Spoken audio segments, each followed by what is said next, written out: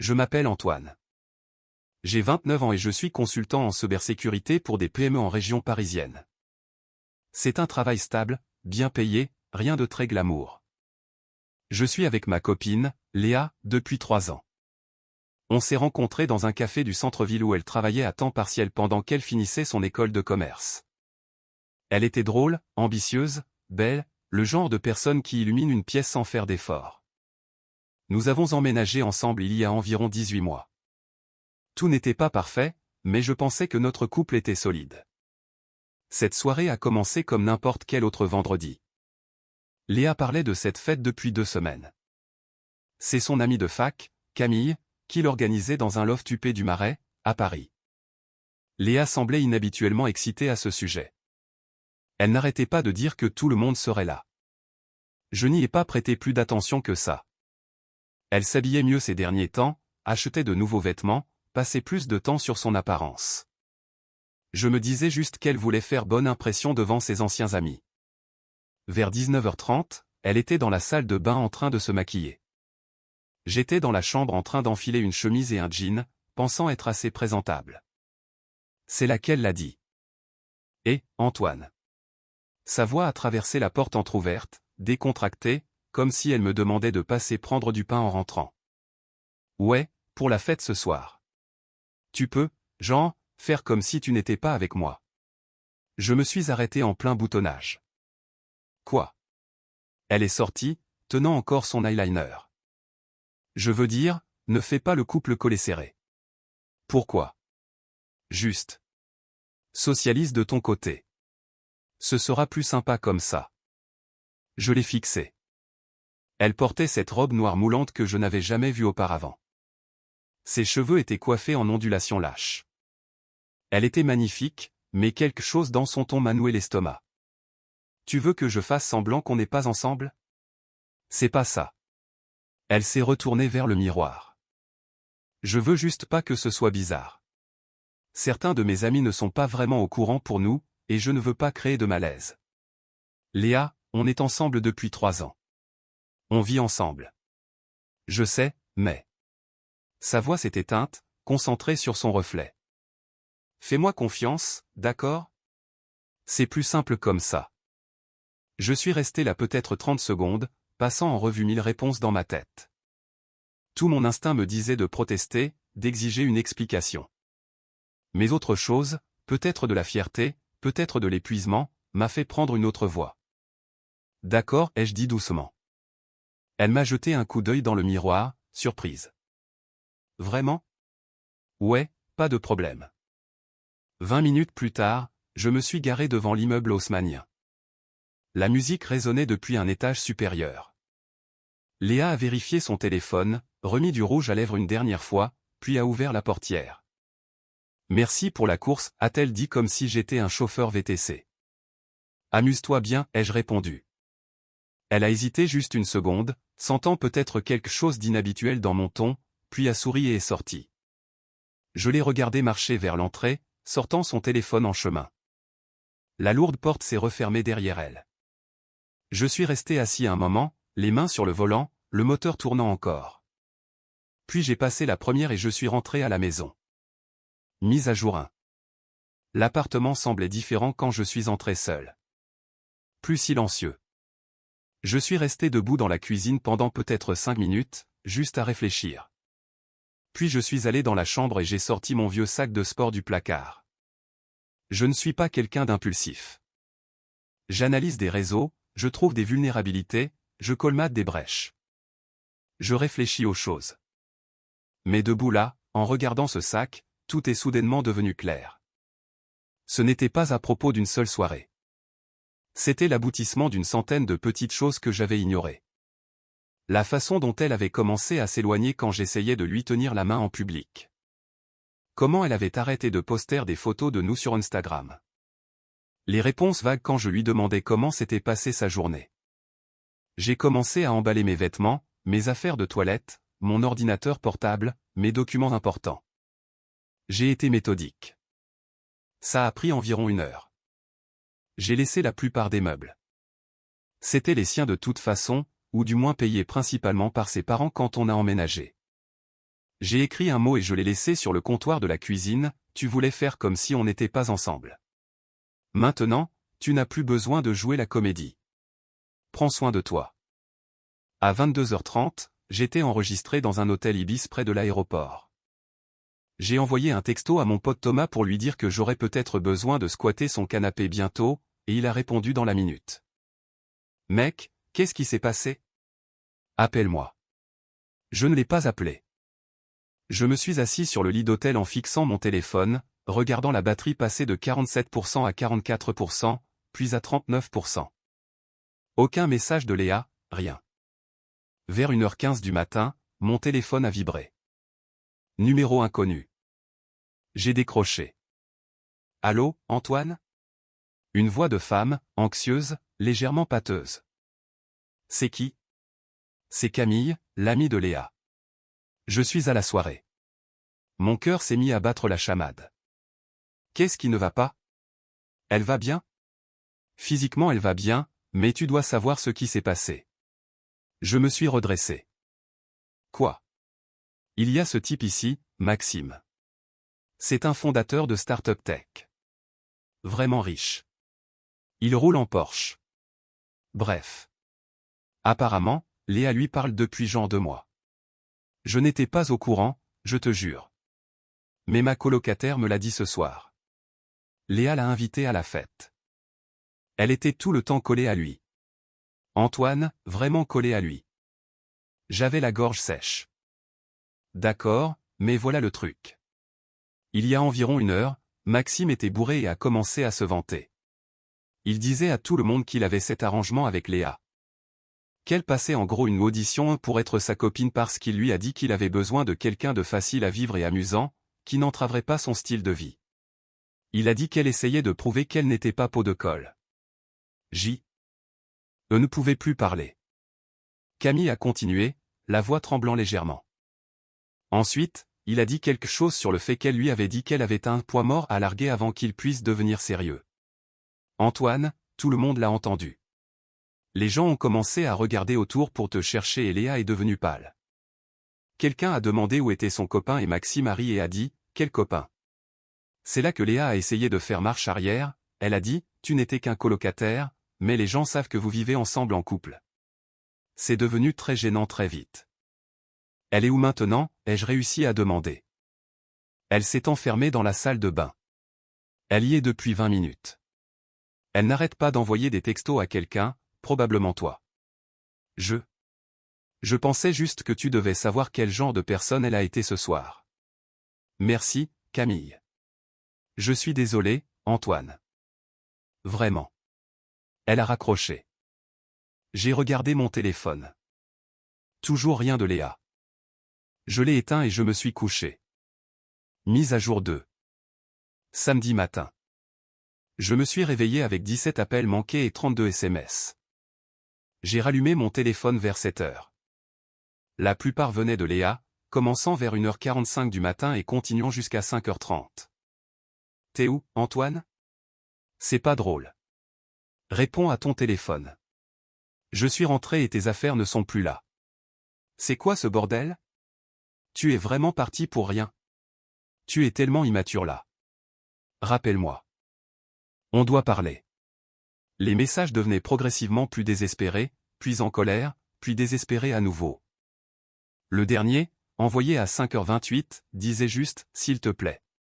Il y avait aussi 3 messages de sa mère, 2 de sa sœur, et un de Thomas disant « Léa a débarqué ici à 6h du mat en pleurant. Je ne l'ai pas laissé entrer. Je lui ai dit que je ne savais pas où tu étais. Tu veux que je continue comme ça? » J'ai répondu à Thomas « Ouais, merci mec. » Puis j'ai bloqué le numéro de Léa, je l'ai bloqué sur Instagram, Facebook, partout. J'ai passé la journée à chercher un appartement en ligne. Dimanche après-midi, j'avais signé un bail pour un petit 2 pièces dans le quartier des Batignolles. C'était plus cher que je ne le voulais, mais disponible immédiatement. J'ai emménagé le soir même avec mon sac de sport et un matelas gonflable que Thomas m'a prêté. Lundi matin, je suis allé au travail comme d'habitude.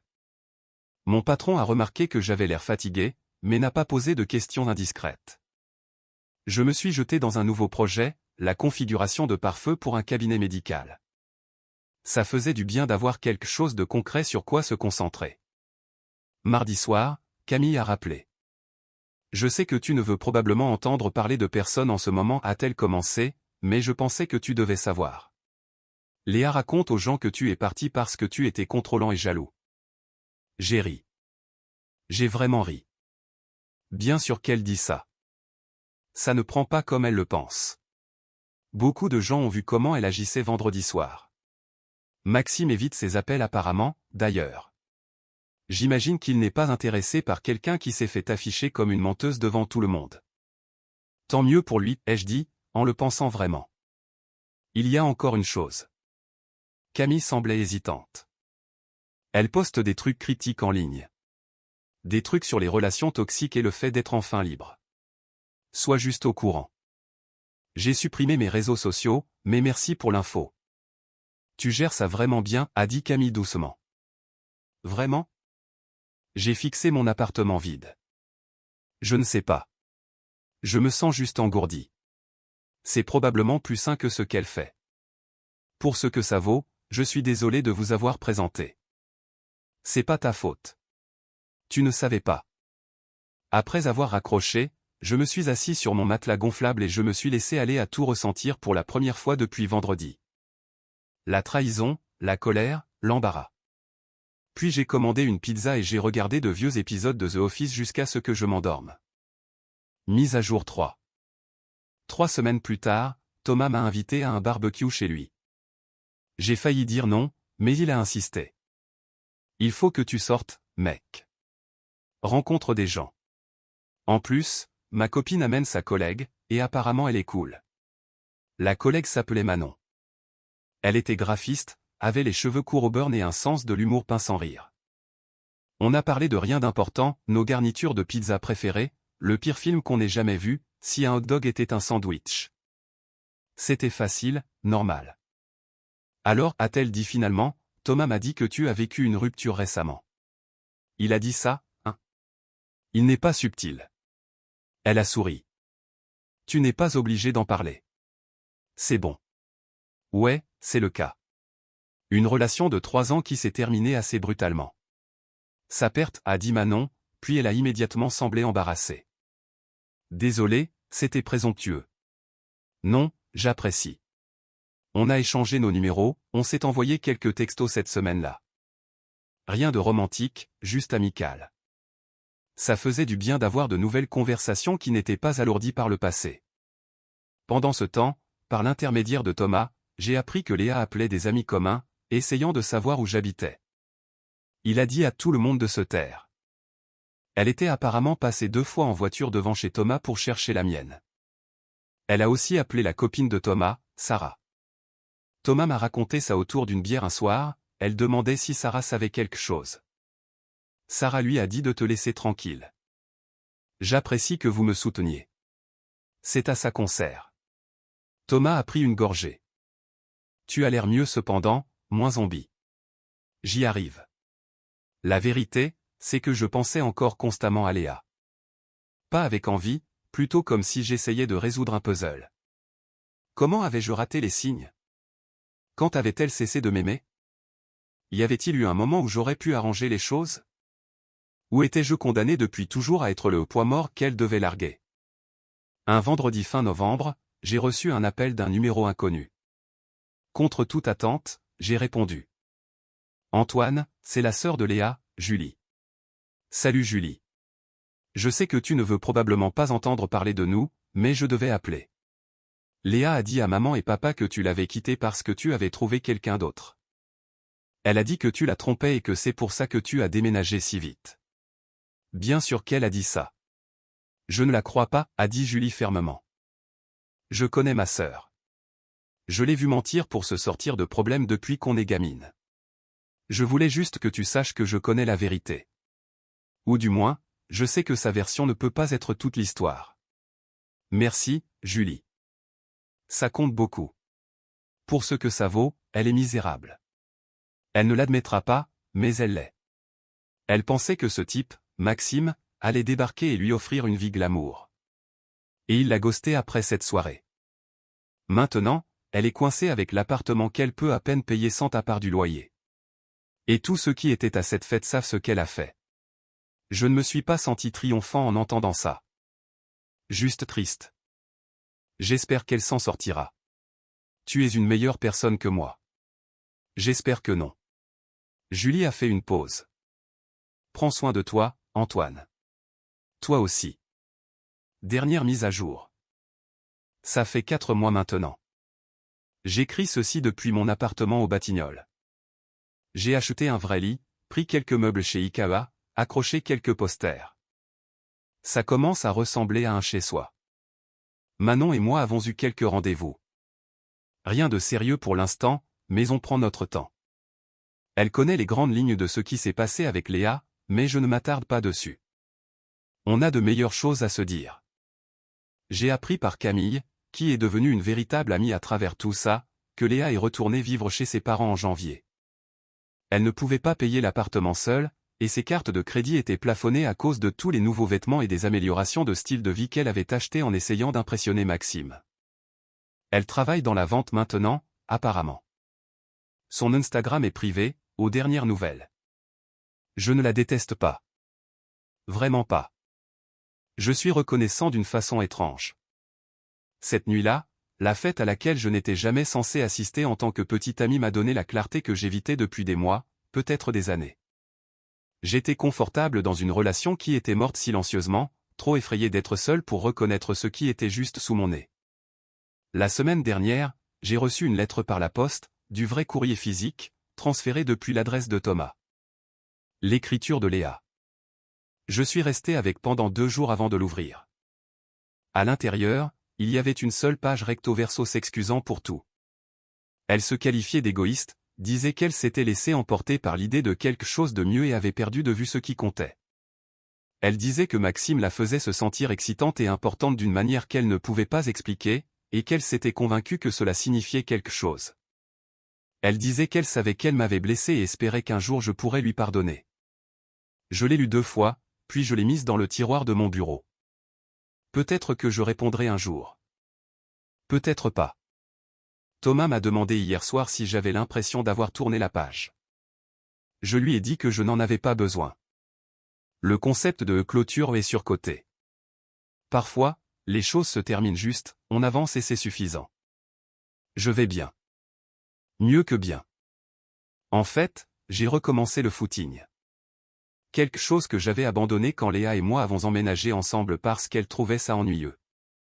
Je lis plus, je dors mieux, je ris plus facilement. Je ne vérifie plus mon téléphone de manière compulsive. Le truc bizarre, c'est que je ne me sens même plus en colère. Ce premier soir, en rentrant en voiture après l'avoir déposée à cette fête, j'ai senti quelque chose changer en moi. Pas de la rage, pas de la tristesse, juste une certitude calme que je méritais mieux. Ce sentiment ne m'a jamais quitté.